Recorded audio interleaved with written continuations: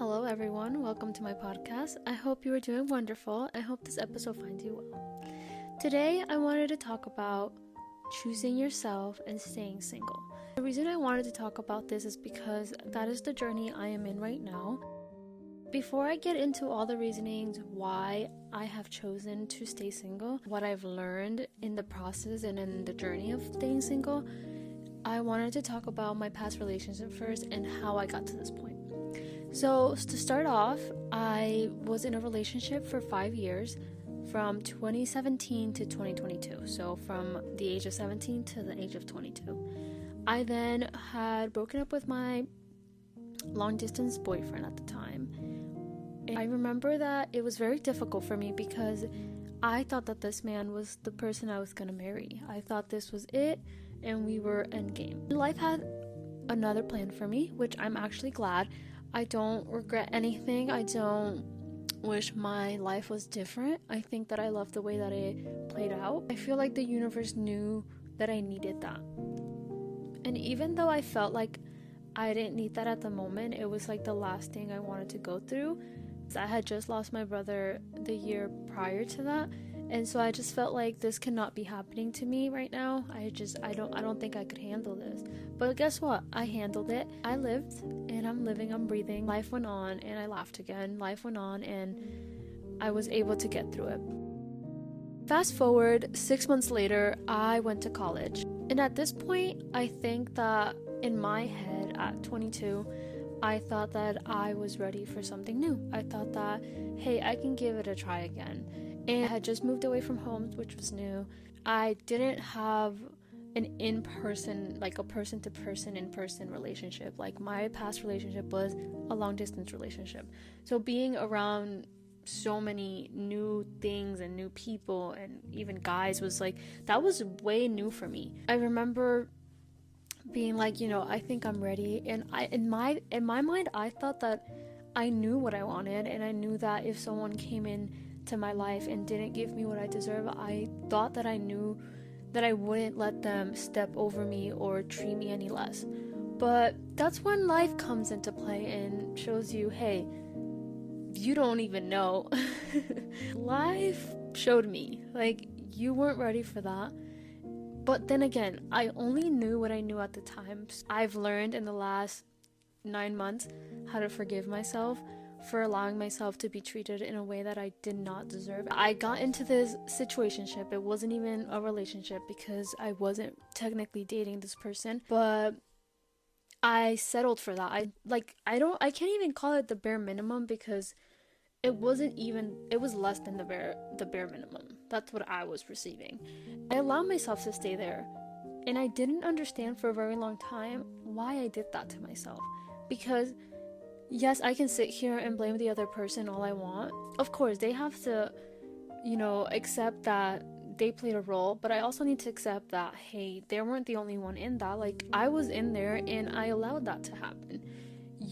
People treat you the way that you allow them to treat you, which is something that I learned after the fact, because I was angry at the person, but I was more angry at myself. I couldn't understand how I allowed someone to treat me so poorly. And so then I really reflected and I sat with myself and I'm like, you need to forgive yourself for sitting here and allowing someone to literally break you to the point that you've lost your spark. I started to learn little by little, and mind you, it took me a very long time to come to terms that I needed to forgive myself, because if I couldn't forgive myself, I couldn't forgive the person. I'm not a person to go around with a heavy heart or hating someone, and all I felt for this person was hate. All I felt for this person was anger. I needed to let go of that because I knew that if I brought that with me lingering around, it's just not healthy. And I wouldn't forgive myself because I would still have that anger towards that person. So I chose to forgive. Forgiving myself was the best step because then I realized all of these things and I started to understand myself in a better way. I started to really sit with myself and ask myself, why did you sit there and allow someone to treat you in such a way? And then I went backwards to when I was younger. I understood that as a younger child, I never felt like I was enough. I never felt like I was worthy of love. I never felt like I belonged. I always felt out of place. I never felt like I was anyone's first choice, and yada yada yada. So I think that because I felt like that as a child, I was allowing someone to treat me the way that I really thought that I didn't really think that I deserved that, but subconsciously that's what my inner thoughts actually felt. That's what, even though I wanted to be this person that loved herself, knew exactly what she wanted, I wasn't. I was literally brand new to this world of like dating in person, and it was all new to me. I went from literally a man that actually treated me very well, and I could never speak bad on that because my 5-year relationship was a good one. So I knew what I was supposed to be treated like. I never asked that person to treat me right. So I was in this other situation where I'm like, I'm asking this person to treat me right. I'm begging for this person's love. And I don't even understand, and I couldn't understand why I would do such a thing. But that was my unhealed version. That person was my unhealed pain that I didn't figure out before I went and said, yes, I'm ready to like someone new or to be with someone new. And I realized that in every situation in my life when someone walked away, I turned into myself and made myself the victim. And I'm not saying that, hey, that person's right. And what I'm saying is that, yes, people did hurt me and people did walk away. But I would be like, what did I do wrong? It's my fault. I'm never chosen. I'm unworthy of love. All of these negative thoughts. There comes a point in your life, which came into my life, where you just, either you choose to continue to be the victim, or you get up and say, hey, yeah, people are not choosing me. People are not making me their first choice. But I can make myself my first choice. And that's when life started to click a little better. When I understood that, hey, they might not choose you, but if you choose yourself every single time, you're going to make it. You're going to make it okay. Because if there's one thing that someone cannot take from you besides your education, is self-love. If you truly, deeply understand yourself and love yourself, it doesn't matter who comes and tries to step on you, it's yours. It's yours. And I thought that after 6 months of kind of healing and figuring myself out after my breakup, I thought that I knew it all. I thought that, hey, if someone comes in, I will not let them step on me. But someone came in and they did. And I let them. And that's on me. And that's something for me to work on. I cannot blame others for the way they treated me because I allowed that. And I know a lot of people are like, yeah, but they didn't have to treat you that way. Very true, but people are who they are. If you do not allow them to treat you that way, if you walk away, then they don't even have the chance to treat you that way. That's where I started to realize that I was, 1, healing, 2, forgiving myself, and just understanding that that was an experience for me, and I learned from it. I will continue to learn from it. I've told myself over and over again, take your time. You do not need to rush yourself. This will take time, and it's okay to take your time. I am learning, and I've learned to be so honest with myself and with other people. And not that I wasn't an honest person before. When I say that, I mean like not being afraid to tell someone, hey, I'm not ready. That's what I mean by being honest. I wasn't a person that was able to do that because I felt bad, or like, I don't know, I was unsure. But I remember going on a date, telling that person, like, this was lovely, this was great, but I'm not ready. And then fast forward, like, I think it was like 4 months later, I was asked on another date and I went on it. It was great. Like, I had a good time, genuinely. But I'm listening to myself. I'm like, I'm not ready for this. And I told the person, lovely, thank you so much, but I'm not ready for this. I've learned that to be single is a bold choice for sure. It's very bold. It's not an easy choice because as humans, we are conditioned to love. Love is beautiful. It truly is. And being in love is amazing. And truthfully, I haven't felt in love in a very long time. So that feeling has faded. I don't really know what it feels like. But I fall in love with things every day. I fall in love with myself every day. I don't need to fall in love with a man to experience love and to be loved and to just be around love. I've learned to listen to myself and not to listen to social media and the people around me. Why don't you have a boyfriend? Do you want a boyfriend? Absolutely not. I know in my mind what it is that I'm looking for, and I know what it is that I deserve, but I'm not ready for it. And when I am ready for it, then the universe will bring it to me. And that's my faith. That's just how I think about it. And being single for the last 9 months has truly opened my eyes to just the world, and it has made me so strong, so disciplined, and being able to have self-control, which honestly is something that I don't struggle with, but it just makes me so much more powerful. I feel powerful. I choose myself every single day. That is something to say. I can definitely be entertaining all of these guys, but I'm not, because one, I know that I want something serious. I know exactly what I want. So until that is not presented to my eyeballs, I will not settle. I will not go for it. And sometimes, of course, we're humans.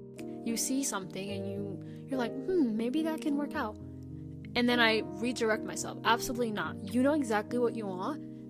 Keep it that way.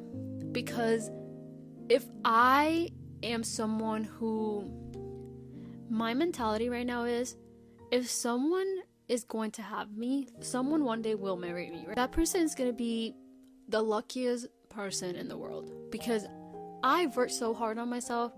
I'm literally healing past traumas, childhood trauma. I'm building myself little by little. That person is going to be blessed.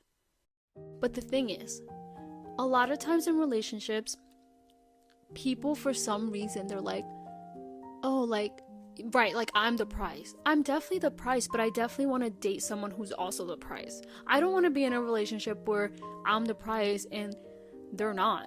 They're a bum. I don't want that.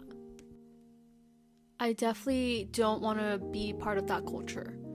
I want to be with someone who is just as amazing as me. I want to be with someone who is as educated as me. I want to be with someone who is as hardworking as me. I want to be with someone who is as emotionally intelligent as me. Because if I'm sitting here working on myself, building myself little by little, then I deserve someone who has done the same or just as much. Or I want to look at someone and be like, I am so blessed to have you. I am so lucky to have you. And vice versa. Because I know someone's going to sit there and be like, wow, I am the luckiest guy ever. I can never imagine why anyone would mess this up.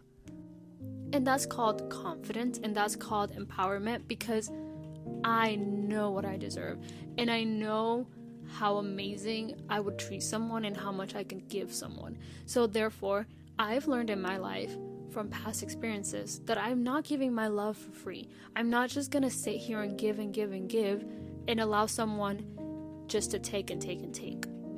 That is not my purpose in life, and I've realized that. So until I find someone who is just as amazing, I'm staying single.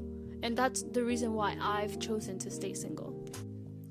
9 months ago, I didn't know what I wanted in a relationship. 9 months ago, I probably didn't know what I wanted in a man, because I was broken.